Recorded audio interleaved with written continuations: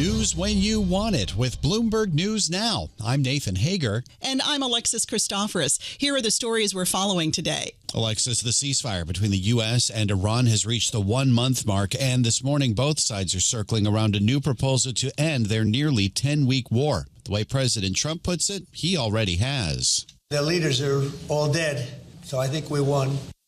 The president spoke from the Oval Office as Iran reviews a 1-page memorandum of understanding on stopping the conflict.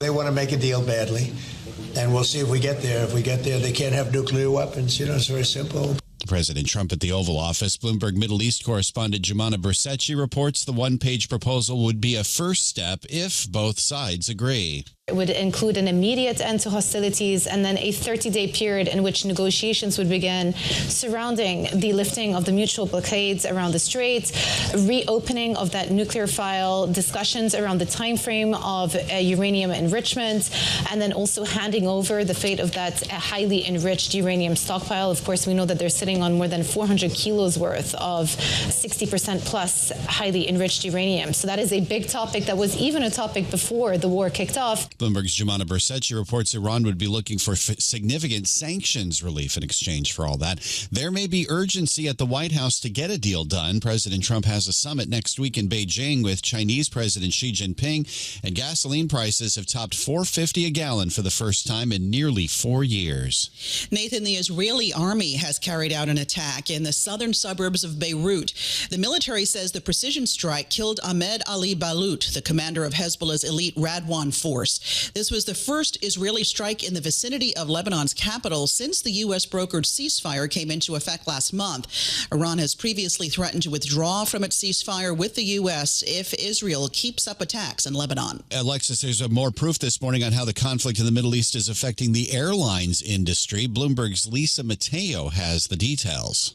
New data from the U.S. Department of Transportation's Bureau of Transportation Statistics shows fuel costs for U.S. airlines increased by more than 56% in March from the month before. Oil consumption also grew by 19.5% from February to March, and fuel cost per gallon was up almost 31%. The costs were also significantly higher when compared to March of last year. Spiking fuel prices have pushed carriers to increase fares and baggage fees, as well as cut back on routes. It was also a major factor in the closure of Spirit Aviation. Lisa Mateo, Bloomberg Radio. Thanks, Lisa. And elsewhere this morning, Secretary of State Marco Rubio is in Italy, where he's meeting Pope Leo XIV. The gathering comes amid continued attacks by President Trump against the head of the Catholic Church. Bloomberg's Flavia Rotondi has more from Rome.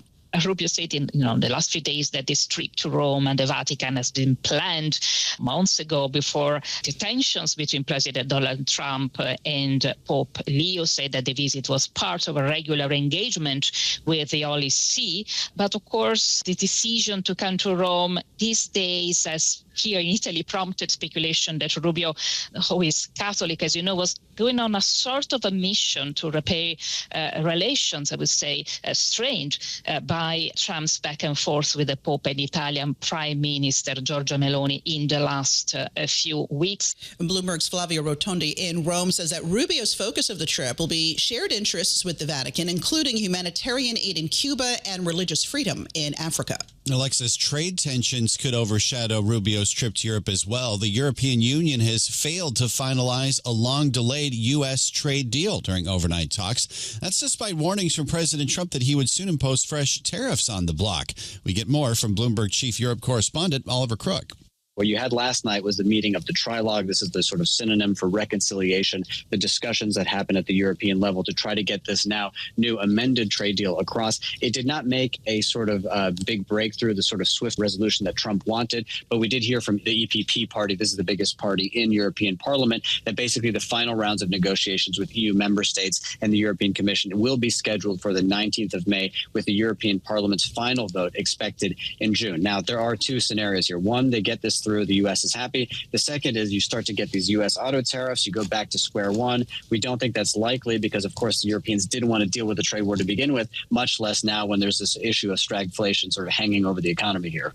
Bloomberg's Oliver Cook says President Trump threatened last week to increase tariffs on EU cars and trucks from 15 to 25%. And back here in the U.S., Commerce Secretary Howard Lutnick testified to the House committee investigating Jeffrey Epstein's crimes and possible lapses in the law enforcement response. Bloomberg's Amy Morris reports from Washington. Secretary Lutnick's testimony was challenged by Democrats who questioned his credibility and accused him of not being truthful about his visit to Epstein's island.